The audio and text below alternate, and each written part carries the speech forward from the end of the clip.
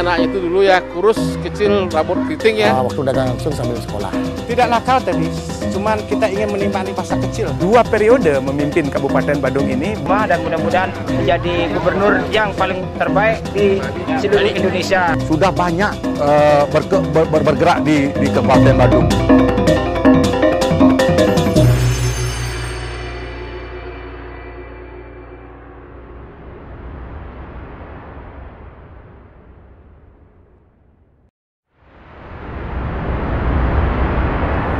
Desa Pecatu, sebuah desa kecil di ujung selatan Pulau Bali.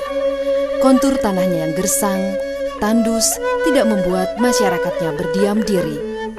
Dengan semangat gotong royong yang dilandasi kekuatan adat dan budaya yang kuat, Pecatu kini menjelma menjadi destinasi wisata utama di Pulau Bali.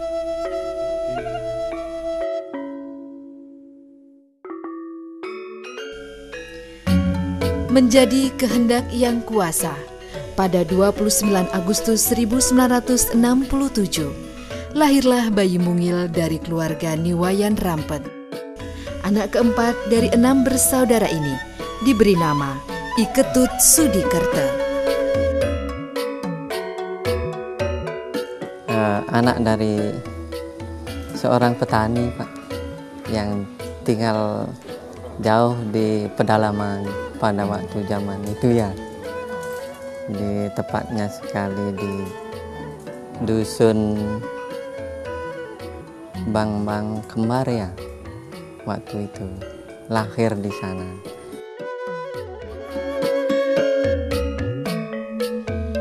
Sudikerta mulai menapa kehidupan.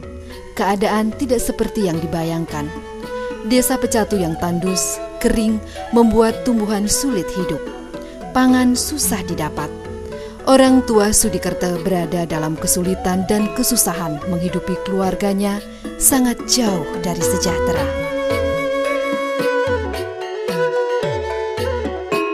Keadaan yang serba sulit tidak membuat Sudikerta kecil berputus asa. Sudikerta kecil tumbuh seperti anak lainnya di desa Pecatu, mencari rumput untuk piaraan sapinya,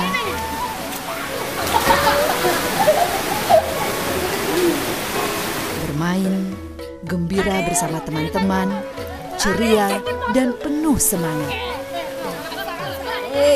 Tuan. Lah, gua silet kan.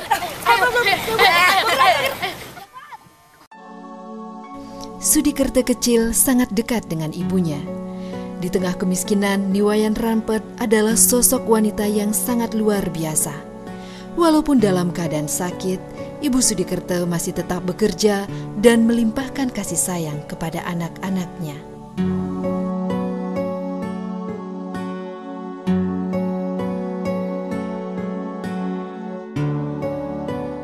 Tapi rupanya Hyong Widi berkehendak lain. Saat Sudikerta masih mendambakan kasih sayang, ibunya berpulang.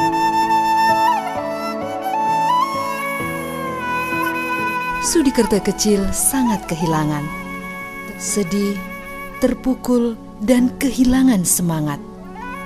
Tapi itulah kehidupan, misteri. Di balik kejadian, Tuhan pasti punya rencana terbaik untuk umatnya. Itu sejak umur 7 tahun sudah ditinggal oleh ibu saya, ya, karena ibu saya mengalami sakit.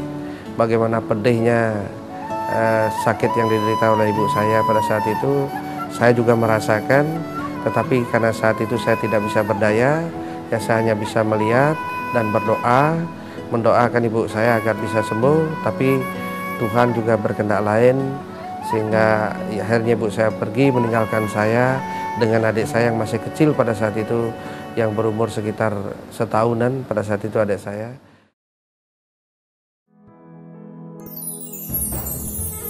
Sepeninggal sang ibu tidak membuat Sudikerta kecil terpuruk dan diam, malah melecut semangatnya untuk terus belajar. Prinsipnya hanya dengan bersekolah bisa merubah hidup keluarga. Hari demi hari dilalui Sudikerta kecil dengan penuh makna dan bersyukur. Kesedihan itu saya sikapi sebagai seorang manusia pasti akan semuanya berjalan ke arah sana. Saya pompa semangat saya, tekad saya untuk bisa menjadi maju dengan berbekal kemauan bekerja saja, sehingga akhirnya saya pergi dari desa saya merantau ke Kuta. Di Kuta pun saya tidak punya modal apa-apa, tetapi hanya ada semangat, tekad berbekal baju saja. Dan di Kuta saya mencoba mencari pekerjaan juga sambil saya bersekolah di sana, ya, di swasta di Sunariloka. Kemudian dari sana itu saya mendudungkan di tempat teman saya yang ada di sana sambil saya kerja jadi dagang acung di Pantai Kuta. Dan bahkan juga tidak hanya menjadi dagang acung, cuci baju pun, cuci pakaian pun saya lakoni terhadap teman saya yang kos di sana itu. Jadi pagi saya nyuci bajunya dia, saya dapat 10 rupiah, kemudian saya pakai untuk beli makan dan kebutuhan hidup saya, dan tidak pernah surut semangat saya. Dulu tuh waktu kecil saya ajak dengan acung, makanya sering tuh dia dapat jualan, kita dapat jualan, kita bagi nasi bungkus, satu nasi bungkus berdua, ayo kita sama-sama bagi dia. Memang ini masih ada di pohon santan ini, saya sering diajak di bawah pohon santan nih. Pohon santan ini istirahat, kadang-kadang siang hari itu kan kena panas, dia istirahat di sini gitu. Sama kawan baik juga berteman, teman-teman masih ingat walaupun dia duduk sebagai wakil kepala daerah sekarang Kabupaten Bandung, tetap dia ingat. Singkat cerita, saya tamat di sana, kemudian saya lari ke Sanur. Ya, saya mendudungan sama kakak saya di Sanur, di gerianya Ida Bagus Kiana, sambil saya ya kerja serabutan lah. Dan di sana saya kerja cleaning service, sambil saya sekolah di SMA Negeri 4, kemudian juga sambil sekolah itu ya pagi saya kerja sebagai cleaning service di Udaya Tour Travel, kemudian sambil juga membuka tokonya Dayu Anom yang juga mendagang serabutan juga, sayur mayur, ikan dan lain sebagainya tuh. Kemudian juga kadang-kala malamnya itu saya jadi tukang sun beliau di Pasar Badung untuk mencari sayur mayur yang akan dijual oleh beliau paginya.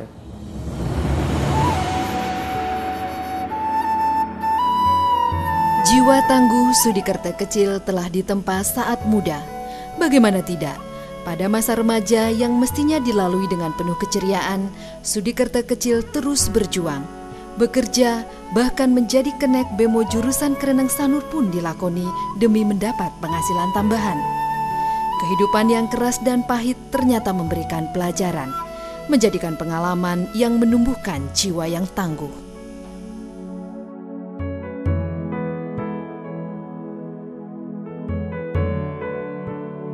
Pak Sudik, adik anak saya dulu Sudikerta itu adalah anak yang sekolahnya di sini, memang benar itu.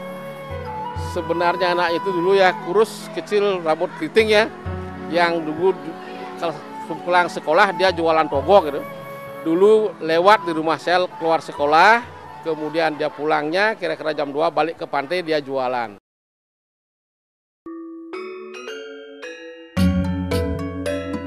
Dalam menjalankan tugas pengabdian kepada masyarakat, Sudikerta sangat didukung penuh oleh keluarga, terutama istrinya Ida Ayu Ketut Sri Sumiatini SH. Wanita kelahiran Tabanan yang dinikahinya pada 5 Agustus 1993. Terkesannya itu kalau susahnya, saya pernah tidak makan 1 hari karena tinggal di tengah sawah.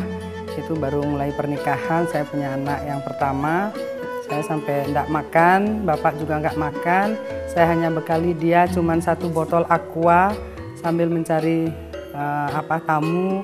Ya, kami sebagai istri dan anak-anak hanya mendukung, mendoakan semoga bapak sehat. Kehidupan keras telah menempa Sudikerta menjadi pemuda yang mandiri dan tangguh.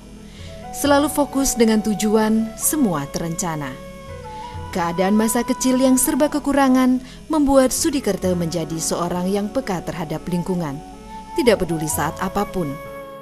Sudikerta selalu menyempatkan untuk membantu baik di bidang olahraga, seketruna maupun kelompok masyarakat.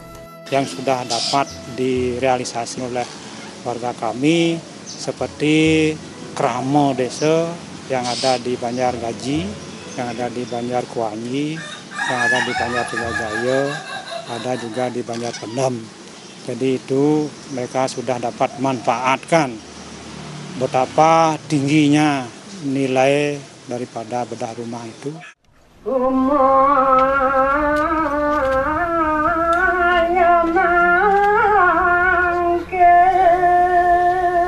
Jabatan sebagai orang nomor 2 di Kabupaten Badung tidak membuat Sudikerta kehilangan akar. Sudikerta sangat paham sekali bahwa dia berasal dari masyarakat dan tumbuh bersama masyarakat. Tanpa memandang jabatan, Sudikerta tidak segan terjun langsung di tengah-tengah kegiatan masyarakat.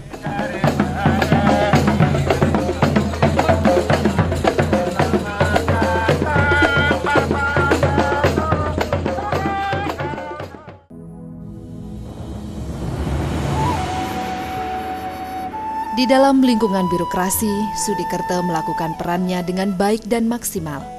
Di tengah maraknya kejadian perpecahan duet pemimpin daerah di Indonesia, Sudikerta telah menorehkan sejarah.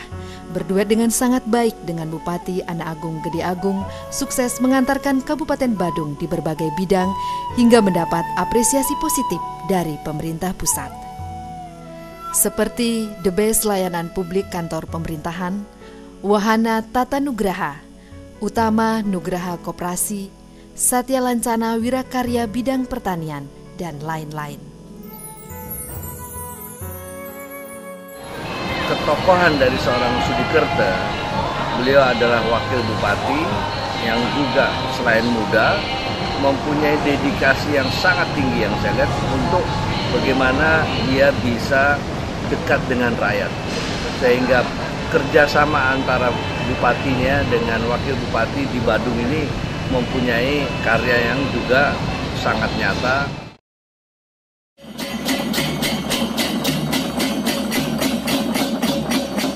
Sudikerta telah membuktikan bahwa pejabat pemerintah adalah pelayan masyarakat, bukan sebaliknya dilayani. Dan masyarakat sangat mengapresiasi dorongan masyarakat kepada Sudikerta untuk maju menjadi wakil gubernur menuai kontroversi. Masyarakat Badung tidak rela kehilangan pemimpinnya yang sangat merakyat.